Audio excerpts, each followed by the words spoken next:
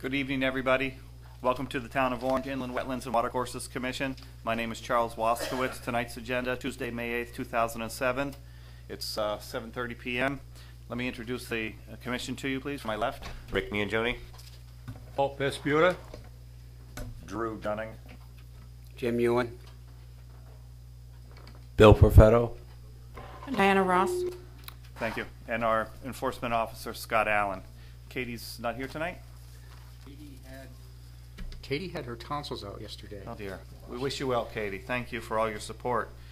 First item on the agenda is the consideration of the April 24th, 2007 minutes. If you take a few moments to review those and suggest any changes or recommendations.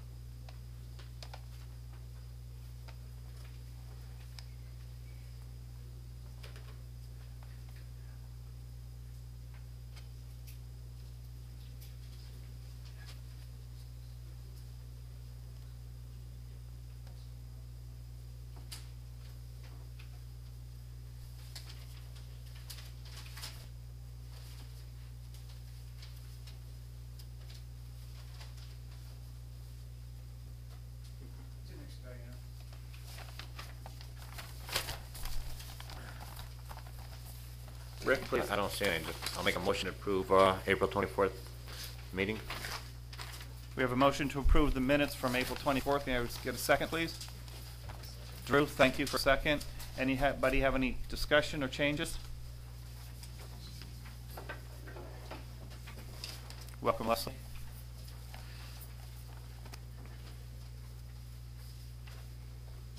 Changes? None? I think the third paragraph. Walter, please try to get the microphone. The third paragraph on the first page there, the site is Derby Milford Road. I think that should have said that it can't be Derby Milford Road.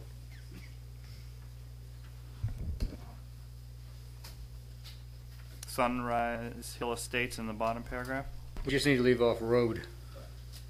Right? Yeah. The way it reads is Derby Milford Road. Yeah, but I that's think- definitely, yeah, it's not on Derby Milford Road. Strike that part then. Yeah. Yeah, I suggest just taking Derby-Milford Road out of there altogether unless somebody wants to put the intersection of the road in. Any objections? No? Any other changes? All those in favor, please say aye. Any against? Abstain? We have 4 abstain. Scott, you get those? Leslie, Charles, Bill, and Jim.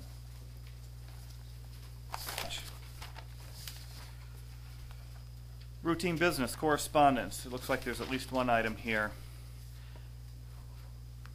Scott, would you like to take this? Well, I found it kind of interesting. This was addressed to the commission, and this was sent by Walter Hine. And there, someone was lamenting in the American Agriculturalist May 2007 about sustained farming.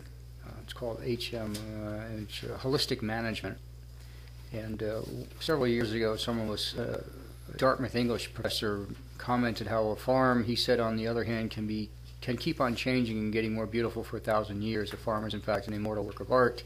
Every farmer likes to think of his or her farm as an immortal work of art. It gives us real joy to drain a field, take out a hedgerow that will no longer bother anyone for the next 1,000 years, putting neighbors' land with ours to make it bigger and more efficient. Contiguous fields is my idea of an immortal work of art. And then the note attached to it is, Scott, this is what our national farm paper says we can do with our land. How come we can't, in Orange, Connecticut? Ask your commissioners. Thanks, Walter Hine. So I'm not quite sure where he was going with this, but I didn't know if anybody wanted to address this holistic management to farming as it is being done today. Maybe a lot of you aren't even familiar with it. I certainly wasn't, but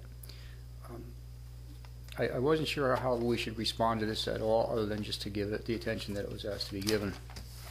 Well, thank you. I haven't had a chance, and I doubt that anyone else had a chance to read this, so we'll circulate it around. If anybody wants to bring it up next time or later at, let's say, under new business, please feel free to do so. I'll pass it around for now. I brought in something to circulate around. It's from the Orange Land Trust, and it's just that there's a brochure that tomorrow night, Wednesday, May 9th at 7:30 at the Mary L. Tracy School. They're going to have a live wolf there, Akka the gray wolf. So if you want to bring your family and friends out there, please do so tomorrow night, May 9th at the Mary L. Tracy. I'll pass the brochure around. And we'll keep record of that here at Town Hall as well. One for you, Scott. Thank you. Anybody else have any correspondence? None? Next item on the agenda is number 3, new applications for receipt. We have number 10, Goldman Road. Each one of you should receive this in your package. For those that just came in, I'm not sure if everybody has one of those. I believe there was one at every chair, if I'm not bothered. Does everybody have it? If not, we can get you one. That'll be discussed presumably at our May 22nd meeting. And for discussion tonight under new applications, there are none, but on item number 4 is old business, Brunswick Holdings, South Orange Center Road. And underneath that it says legal posting and notice. Is that... Two separate issues. Number thank one, you. and quite I saw honestly, the data. I thought we were connected there. no, actually, if we could table legal posting notice afterwards, I'm Table sorry. it for this meeting? If we Yeah, may. okay, that's excellent. So we'll take the first item under old business, Brunswick Holdings. The applicant here, please come up to the podium. I need to recuse myself from this. Oh, thank you. Good evening. For the record, my name is Tom Daly. I'm a professional engineer at the firm Milo and McBroom. At last, I guess 2 weeks ago, we were before this commission, and two things came up. One, 2 small revisions to the plans were required or requested. I have 9 sets, but they're fairly negligible. But I'd like to at least submit one on the record. But the two issues were, I believe, you asked for a plant list on the plan, and that's shown on the first plan, and those are native species on that plant list. The second of all is we had not properly shown on the previous revision was you were looking for a concrete curb around the dumpster pad, and then also 2 bollards in the back of the dumpster so it didn't get knocked out. That's been shown on the plans, and also there's a detail on the third sheet, I believe, that shows that whole dumpster area and enclosed. In addition to that, we started to have a discussion with the commission as to, and really stemming from Eric's comments about, was there opportunities to provide additional benefits to the overall watershed and the wetlands on this piece? And that was really came from the fact that there's a large diameter, 36 to 48 inch diameter that comes out on our western side that really, the whole Route 1, I think, discharges in there. If you had an opportunity to go down there, lottery, shopping carts, I mean, it's a pretty messy area, and there's no water quality whatsoever. Now, ultimately, this kind of front or northern lobe of the wetlands does provide for, does almost act as a sediment basin for the larger water wetlands, but we thought, or the discussion was, is there an opportunity to make that even better?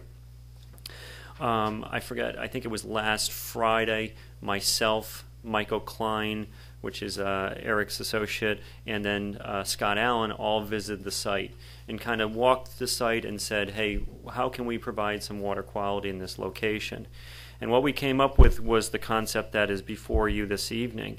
The intent is that under the, well, if you understand the first flush concept is that usually in the first 1/2 inch to the first 1 inch of rain, all that sediment that's on the road or oils or anything that comes on Route 1 is flushed out. As the storm event actually progresses, the water becomes cleaner and cleaner. So they have found that 90% of the pollutants that occur in a rain event actually occur in that first 1/2 inch to 1 inch.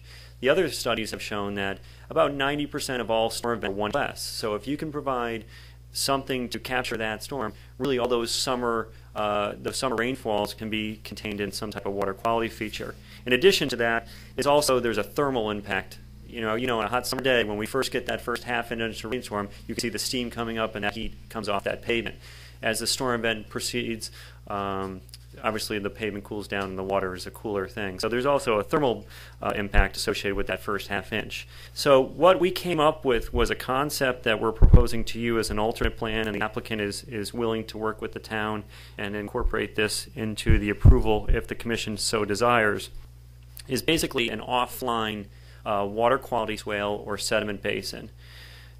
Right at the top edge of that where you see the wetland finger come up through there, that's basically, it's shown as a wetland, but it's really a channel that comes down through there from the large diameter pipe. At the neck point there, we're showing that we would construct a concrete weir. And this is really a weir that could be adjusted. What I would like to propose is that it's actually a concrete weir with slots, and you could put weir boards in. So you can adjust how much water goes to the water quality basin. If we find out actually we can handle more, maybe that weir board gets lowered and we get to send more, or excuse me, raised, we can send more water. Same thing is if we find out we're getting too much water, because we have not modeled or seen the large diameter pipe under severe rain events. If we find out that we're getting a little too much water to the water quality and we're losing that water quality volume because we're kind of flushing it through too quickly, you can change the wooden weir board. So it can be adjusted over time and to handle the site. But the weir board would basically direct low flow, like that first 1 inch, into a swale and divert that to an area off to the what's shown on the right side of the plan. Any larger storm events would basically just continue on through the swale as they do today. It would just overtop the weir and go on its way into the lower wetland. But by diverting it to this alternate area, we would have basically, I would describe it as a biodepression or water quality swale. I think it would have a variety of hydrology. I think in the spring it may have a wet type bottom. Even the farther the eastern end may have a little bit of a wet bottom, but overall I think a lot of times it would be dry. But all sediment and any type of floatable debris would no longer pass directly into the wetland where it can't be cleaned out. It would be diverted off to this sediment basin. We do have 2 riprap filter berms, which once again slows down that water, lets that sediment settle out, and then it would go down to the end. So we have a long flow path, which is very helpful. Anytime you can get that water kind of move its way instead of just a straight shot into the wetlands would be appropriate. On the tail end of the job, or tail end of this basin, right near South Orange Center Road, it would basically be a riprap spillway. And that would do, it wouldn't be a piped outlet, it would just be, if any of the water either exceeded the volume of this basin, it would just spill over there. And we walk down the field, and that's very well suited for that outfall. The interesting thing is we walked in the field, and this is really just almost a perfect shelf. It can just be laid right in there. And I think we looked at it, and while from a survey standpoint we kind of show a natural tree line, but if you went out in this area, I would have to say that there's really not that much vegetation. There's no brush, and really the majority of the trees that are out there are probably only in the range of 2 to 3 inch diameter, really small diameter things. So, I mean, we always toy with the concept of water quality in the upland review area because also there's always that balance of clear cutting and trees. But I think if you went out in the field, there's almost a natural shelf that really fits in there. I mean, the work would require virtually no mass grading and can really work with the topography. And one opportunity here is where our parking lot is and where South Orange Center Road is, we can fan those grades out that basically a backhoe can easily come down into that area. Our intent not to make this manicured lawn. As part of our approval drawings, you recall, up on that bank between us and this area, the parking lot in this area is heavily planted between trees and shrubs. This area would be seeded with a variety of native wetland species. For the drier portions of the basin, it would be a New England seed mix that has more of a dry, they call it a detention basin mix, and then maybe down in the where that micro pool is down at the right side of the basin, that would be seeded probably with a more of a native wetland seed mix. It's not intended to be a natural, real manicured lawn. And what we might do is I would anticipate we would grade this whole area, seed it, let it get fully stabilized before we started diverting water to that. So we may see this grow out for a full season. We would then adjust the weir boards. It'd already be in place, so it wouldn't be a problem. You adjust the weir board and we start taking flow into this basin. But ultimately, I think it was a conclusion, I'll let Scott speak for himself, but it was a conclusion of myself and Michael Klein that, sometimes there is an opportunity on sites, especially when we have an outfall which has zero water quality. And we see no negative impacts, actually a lot of positive things associated with this alternate design. And as I indicated, the applicant is more than happy to incorporate this into any type of approval if the commission so desires. With that, I can answer any questions, and also Eric is here to speak to you, this commission, about any environmental wetland type. Thank you. Thank you. Tom, well, I'll let Scott go first if you have. Do you have anything now? No? Commissioners, any questions or comments? Yes, please go ahead, Leslie. You want to swing that around for her?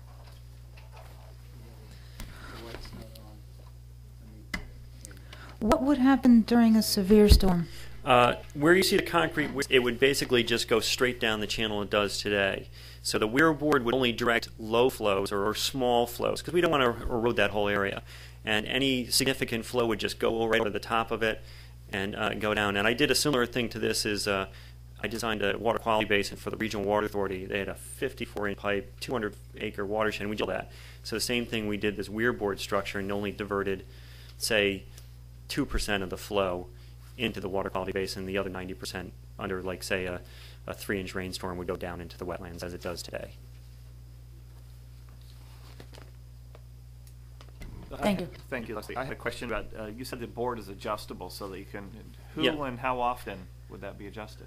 What we would do is we would, while it was construction, we monitor it for, say, the first year. I think it's probably a fairly consistent watershed because it's so impervious and it takes so.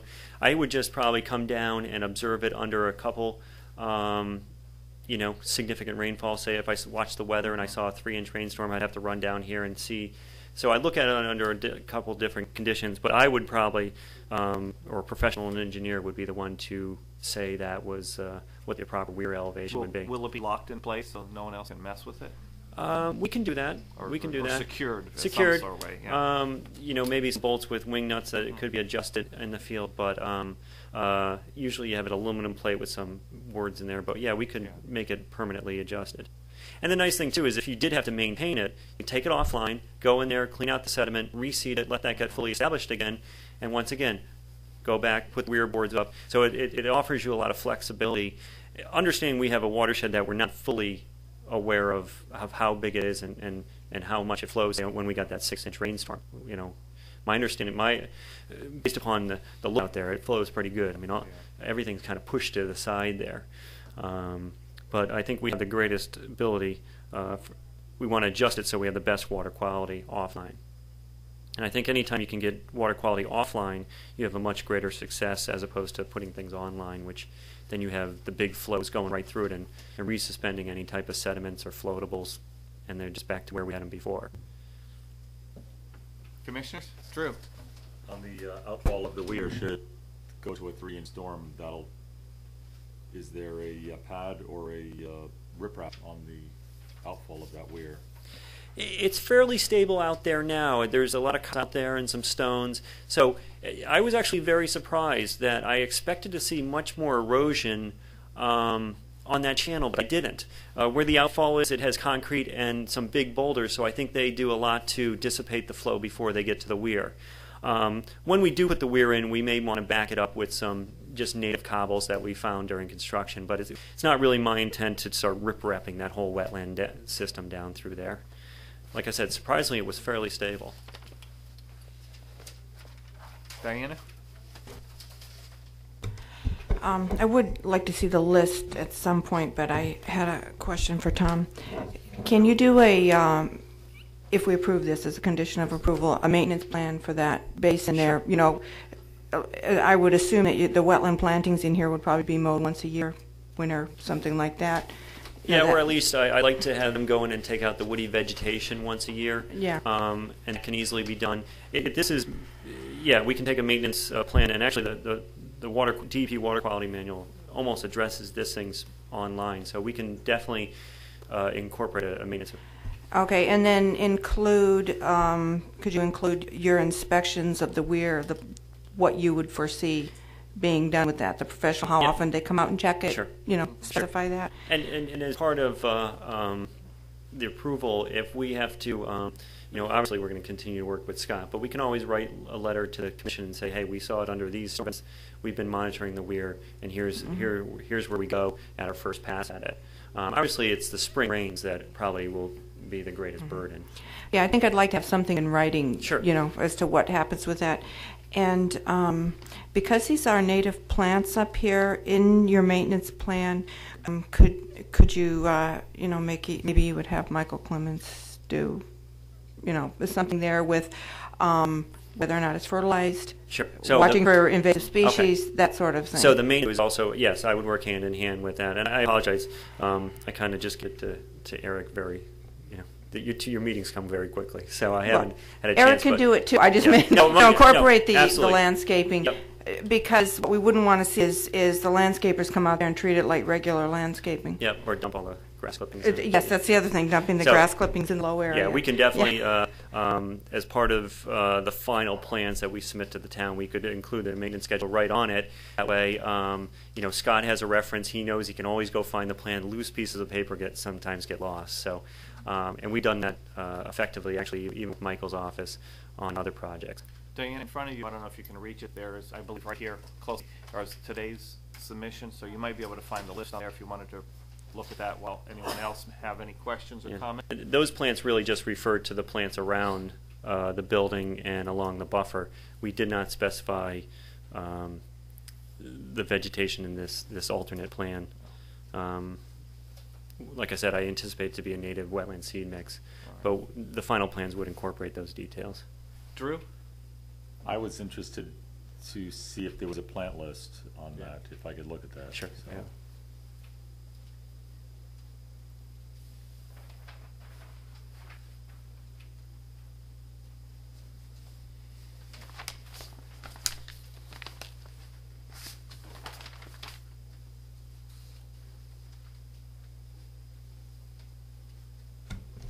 I just wanted to confirm the Tilia cordata, is that native?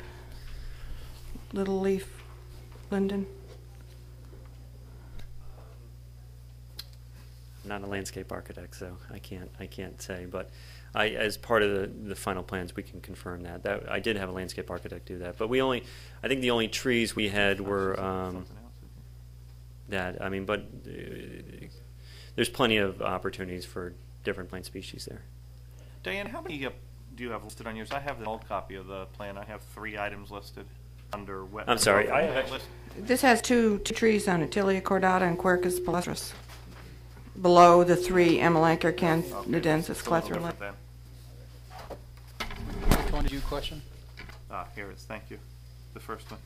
Tilia cordata. Yeah, we always had the shrub plants called out for along the buffer to the wetlands. What we did, based upon comments from the commissioner, we did not specify the trees, which are just on that bank and embedded into the overall site plan.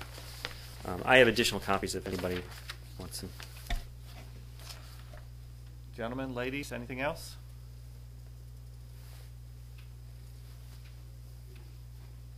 No? Scott, you?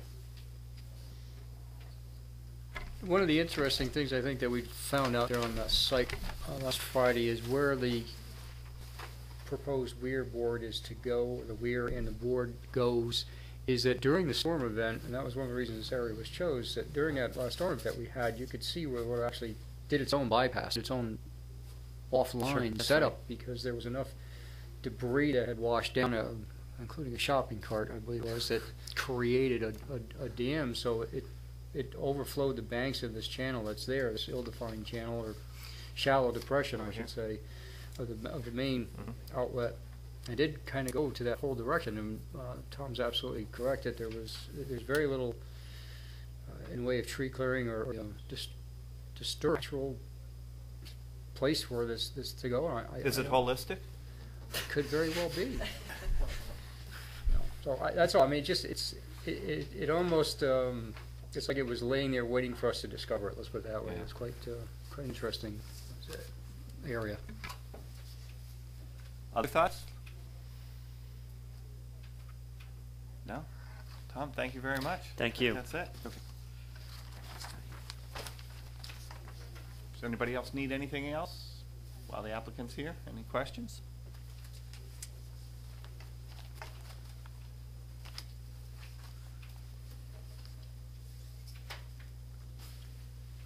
How are we doing on time on this one? We're pretty close to the end, aren't we?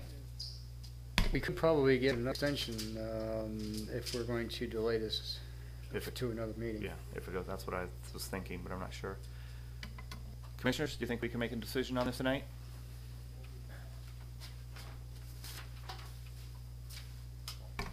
I'll make a motion to approve the plan. In it, the maintenance plan, the inspection for the weir for a year, and also include a copy that was submitted today, the little one. This here. This one. Onto the main plan, which is dated February 5th, 2007. I guess revised May 8th, 2007. And I didn't look at these plans yet, but these are this dumpster pad and stuff is all in here, right? It seemed to be on the small one, but I don't know if that's any different. I haven't looked at those plans yet either.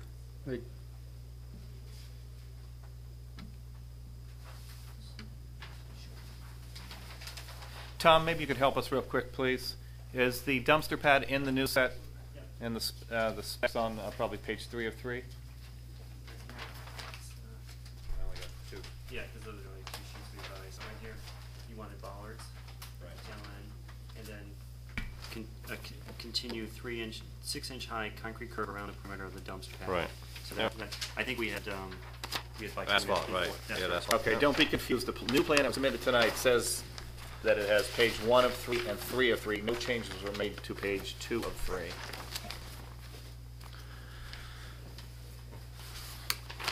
So we have a motion to approve the plan. Would anyone like to second that, please?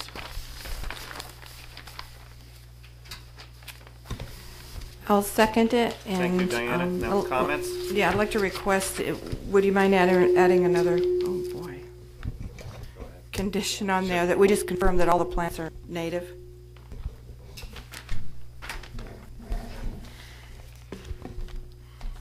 So the motion was, in essence, amended to slightly set all plantings be native. Yeah. Rick, you okay with that? Thank you, very good. Click yours off, Diana. Thank you very much. All right, ladies and gentlemen, any discussion on that? We have a motion, a second.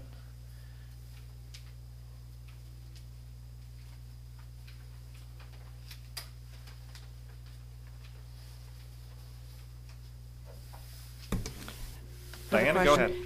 I may have missed this. Did we have a maintenance plan for the structures written down somewhere? The stormwater structures, do you remember?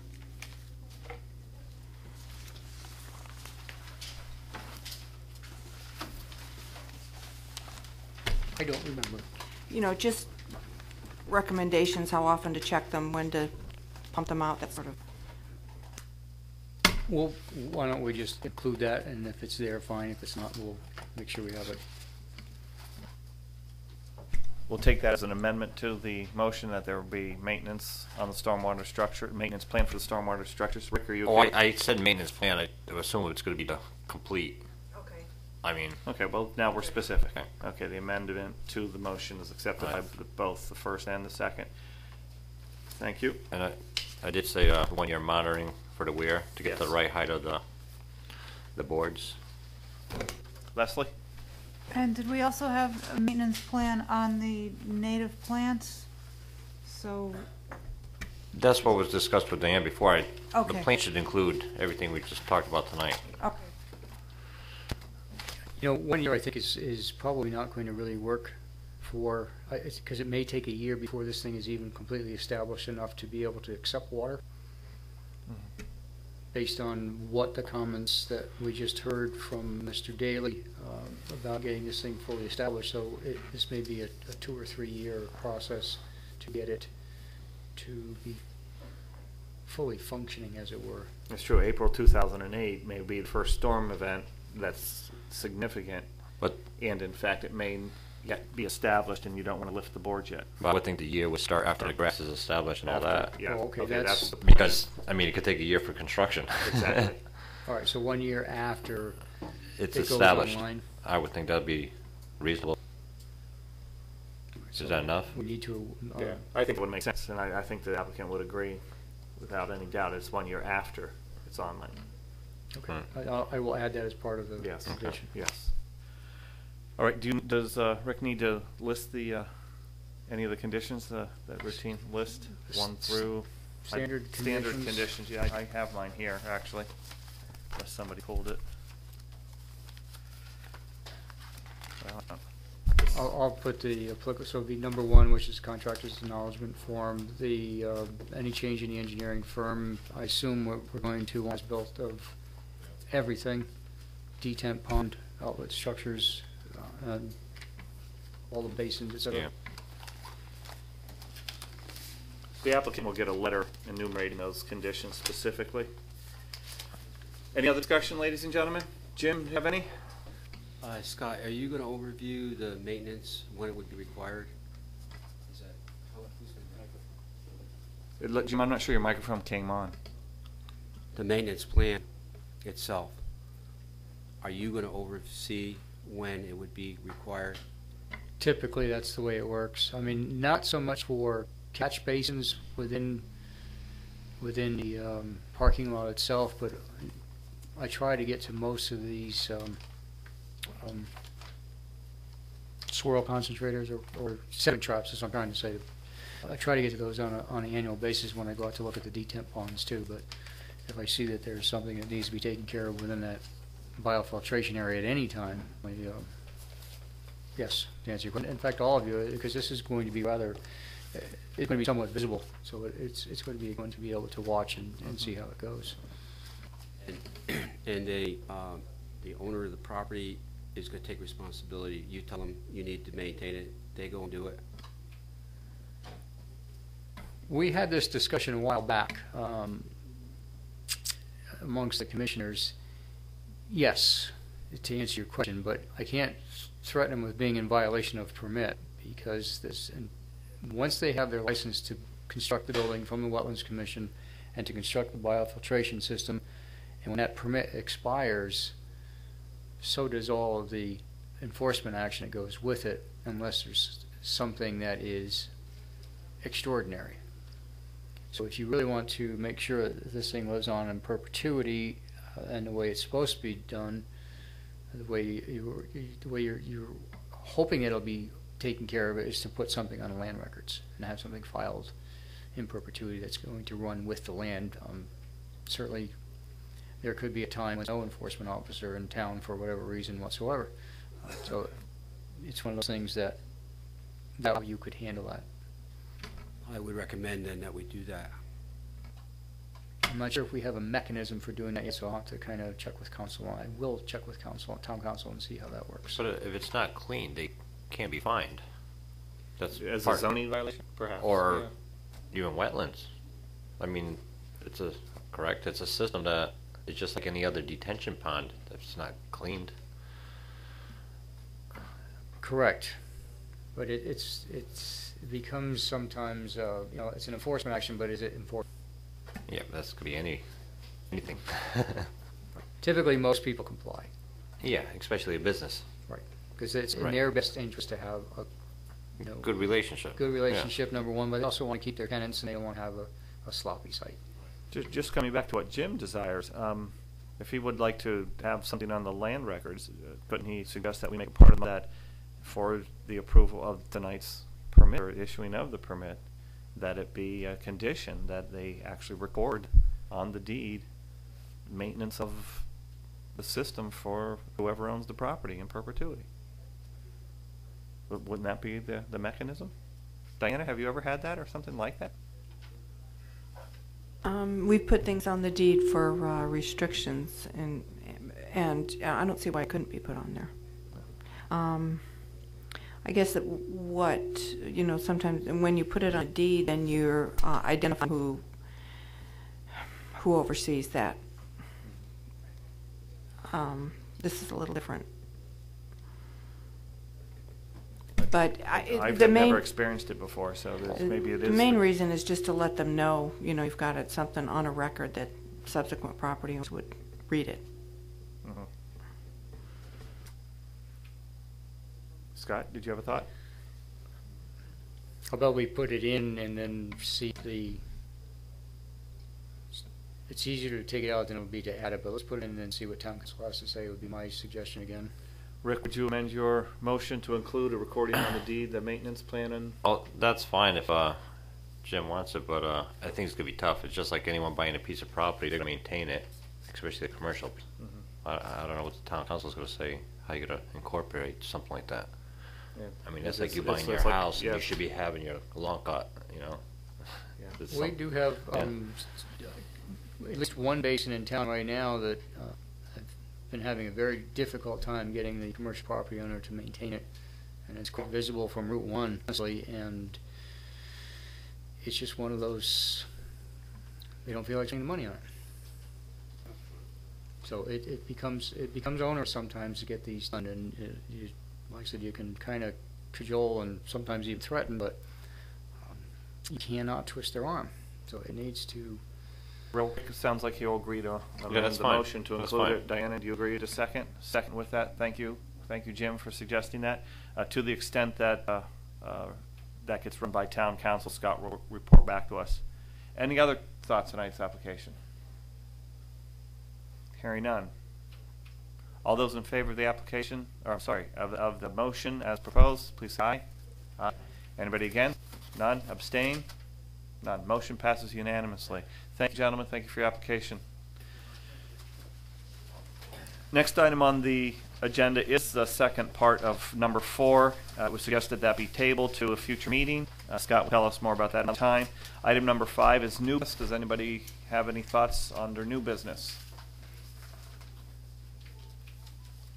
Hearing none while everyone roars for the door there. Item number 6, the enforcement officer's report. Scott. Thank you very much. Rick, do you have something? Yeah, I see they propped up the retaining wall bottom Where? at was it Goddard School? Goddard School. Yeah. That was done by the actual property owner. Oh, they still have to fill it up with concrete or something.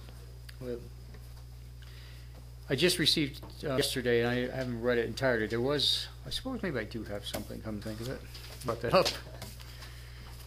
I was out of the office a lot last week, did some other issues related to work.